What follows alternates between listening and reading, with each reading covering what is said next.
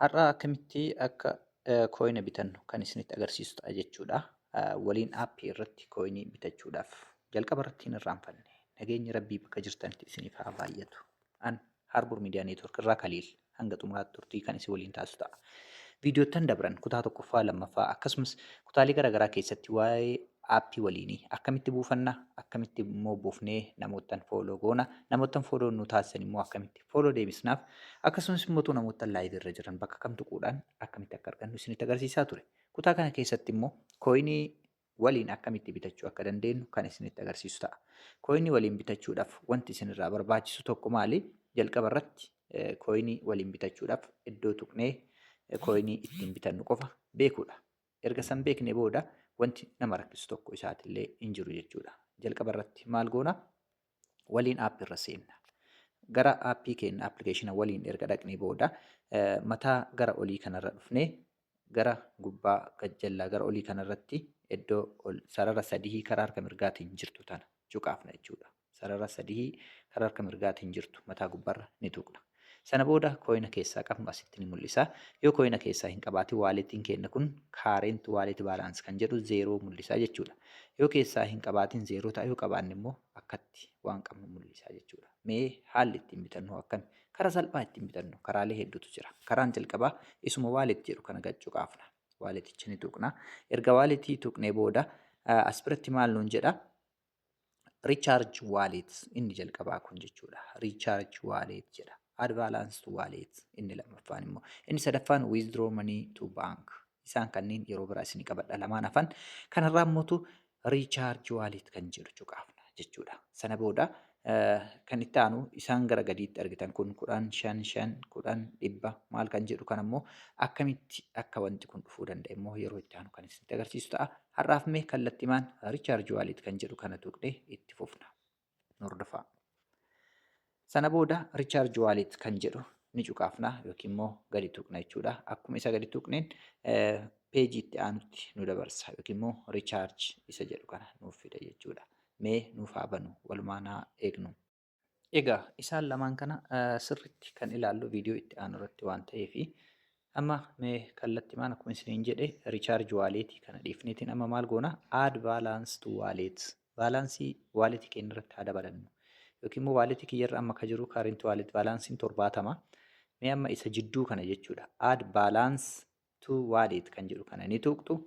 Akkaataa itti kooyinii guuttattan isinitti agarsiisa jechuudha. Akkuma biyya jirtaniitti filannoowwan garaagaraa isinii fida. Filannoon inni jalqaba irratti fidu asitti maali?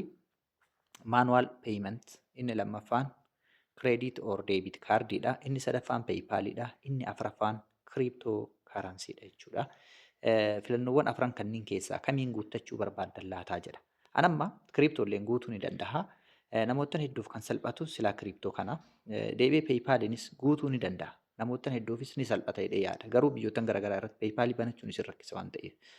Manual paymentii kanallee guutuun ni danda'ama. Mee tokko isaatiin immoo isinitti agarsiisa. Kanneen keessaa irra credit card or debit kaardii kana biyyuma kamuu taatanii argachuu dandeessa waan ta'eef anis amma Oromiyaa irraa kan guutuudhaaf deemaa jiru mee credit kaardii kiyyaan guutee isinitti agarsiisa. Gara olii kanatti baalaansii barbaaddan filattanii 100 moo 200 moo 300 moo 500 moo doolaara meeqa guutuu barbaaddan laata jedha. Fakkeenya isinii fudhadhaa as gama olii kanattaan takka jedheetiin deema jechuudha. Doolaaruma takka guutuu barbaadee jedhaanii sana booda kaardii filadha. Isa credit kaardii isa kaardii credit or debit kaardii kana gad tuqa jechuudha. Akkuma isa gadi tuqeen yookiin immoo credit kaardii kana gadi tuqeen filannoowwan asitti naa fida. Kaardii hin qabdamoo itti dabaltanaan jedha. Ani gama duraatiin yeroo duraa kaardii kan koo itti galchee jira waan ta'eef kaardii kan koo asitti itti galcha. Isinitti agarsiisuudhaaf garuu kaardii itti akkaataa itti dabalan yookiin immoo akkaataa kaardii ofii irratti galchan isinitti agarsiisu. Iddoo eda'u jettu immoo pilaas jettu tana ni cuqaafna yookiin immoo ni tuqnaa jechuudha. Sana booda card holder name jedha. Maqaa kaardii keessan sanirra jiru fiddanii itti galchitu. Eegas immoo card number jedha. Lakkoofsa kaardii achirra jiru san fiddanii itti barreessitu. Fakkeenya isinii fudhadhame maqaan kaardii irra jiru yoo akkana ta'e maqaan keessan kana yoo ta'e yookiin immoo maqaan keessan Caalaa Hundee yoo ta'e maqaan keessan maqaan kaardii lakkoofsanirra lakkoofsi jiru immoo yoo akkana ta'e kaardicharra lakkoofsi jiru san fiddanii itti galchitu jechuudha. Guyyaa expaayirdii kaardii sanirra jiru iddoo expaayirdii jedhu hin tuqxanii bara inni itti expaayirdii ta'u 28 ji'a Awugastii yoo ta'e okee jettaniini CVV yookiin immoo lakkoofsa iccitii dhoksaa achirra jiru san yoo 554 ta'e itti barreessitu jechuudha. Sana booda kallattumaan aad kan jedhu kana tuqxanii kaardiin keessan aad isinii ta'a jechuudha. An kaardii aad godhadhe qaba waan ta'eef kunoo kaardiin kiyya isa kana iccitiin keessan hin mul'atu jechuudha. Sana booda hoo akkam goonaa kaardii aad itti godhannee jirra. Kaardiin keenya itti nuu galee haala kanaan aad ta'ee akkatti isinii dhufa XX godhee lakkoofsa xumuraa keessan qofa mul'isa. Asitti raayit kan jedhu ni mul'isa. Sana booda gara oliititti doolaara takkaan filadhee jira. Doolaara takkaan guuta jedhee jira. Baalaansiin keenya 70 ture.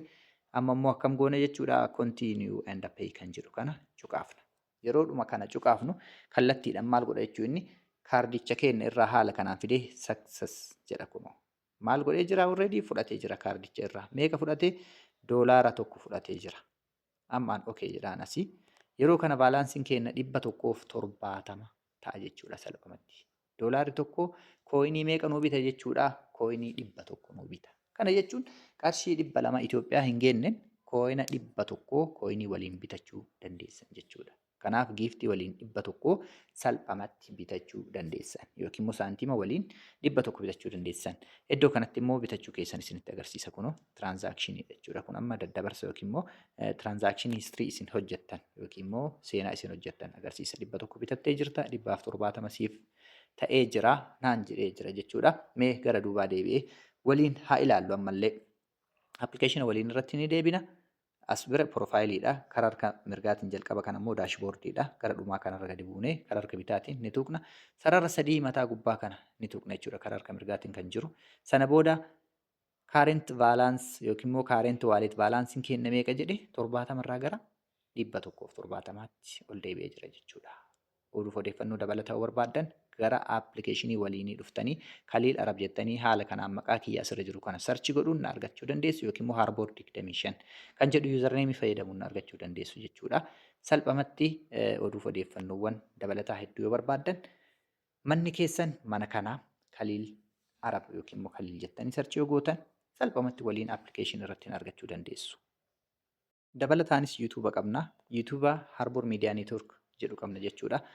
YouTube'n Harbour Media Network jedhu jalatti viidiyoottan pileeylistii keessa galchee isiniif kaa'es ni jira. Pileeylistii keessa dhuftaniit pileeylistii keessatti salphumatti waa'ee waliin kan barsiisu ni jira jechuudha. Yeroo kana gad tuqxan viidiyoottan waa'ee waliin irratti hojjechaa jiru. Waliin manzii keessatti chaalenjii waliin manzii keessatti hojjechaa jiru hedduu argachuu dandeessanii. Gama salphaadhaan gama yuutuubii Harbour Media Network kanaanis nu argachuu dandeessu, nu qunnamuu dandeessu. Harbour Media Network illee subscribe godhaa gara yuutuubiitiin. Dabalataan gama feesbuukaatiinis nu argachuu dandeessu. Harbour yookiin immoo gara laafoo kee kan jedhu salphumatti nu argachuu dandeessu jechuudha. Horaa bulaa deebanaa as jalattis viidiyoottan hedduu maxxansee jira. Odeeffannoowwan hedduun waa'ee waliinis jira jechuudha. Kunoo waliin aappii akkamitti akka buufannu, waliin aappii akkamitti akka fayyadamnu kan jedhu asumatti argachuu dandeessan jechuudha. Fooloo akkamitti akka taasisnu, fooloo kan taasisne akkamitti fooloo akka goonu salphumatti argattu horaa bulaa deebanaa Kaliil ture Harbour Media Network irraa.